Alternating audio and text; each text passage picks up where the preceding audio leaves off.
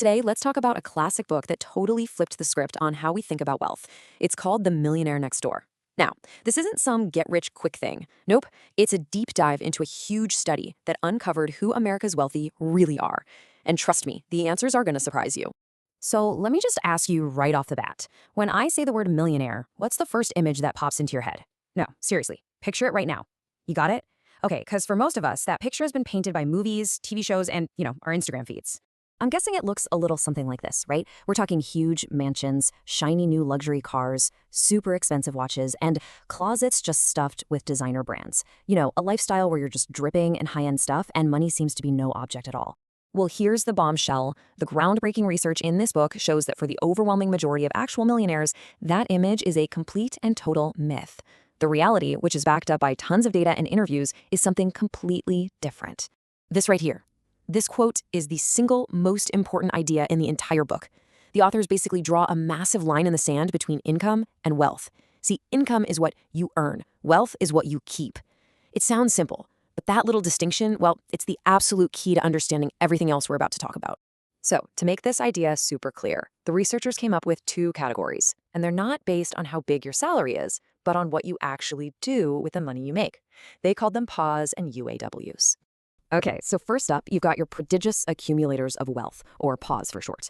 Think of these people as wealth-building ninjas. They are absolute masters at turning the income they earn into a high net worth that lasts. And it doesn't matter if they make 50 grand a year or $500,000. They are just brilliant at building wealth.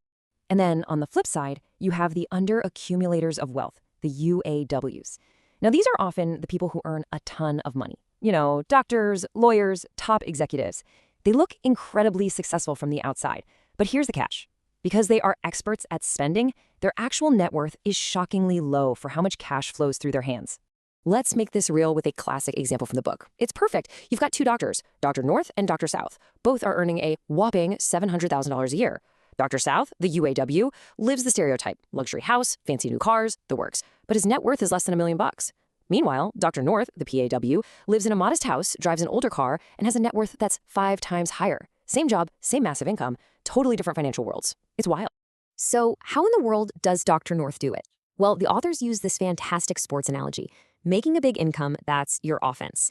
And yeah, it's important, but building real wealth, that all comes down to your defense. How good you are at saving, budgeting, and just being frugal. See, most of us focus only on offense, but the real millionaires, they're masters of defense.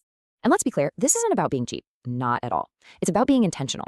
Their defense, their frugality, it's not just a bunch of random habits. It's a disciplined strategy. It's built on a rock-solid foundation of careful budgeting and planning. They know exactly where every single dollar is going. And just to show you how deep this defensive mindset really goes, the researchers tell this amazing story. They got a room full of decamillionaires. We're talking people with a net worth over $10 million, together for a focus group. So the researchers served them all this fancy wine and gourmet food. The millionaires, they barely touched it. They preferred simple crackers and water. And then they were asked about their spending habits. So let me ask you, what do you think the answer was? What was the absolute most these decamillionaires had ever spent on one suit? Take a guess. $400. That's it, for guys with tens of millions of dollars in the bank. I mean, that number is just shocking, right? And it perfectly captures their entire mindset. They just don't see the value in dropping a ton of money on status symbols when that exact same money could be out there working for them, making more money through investments.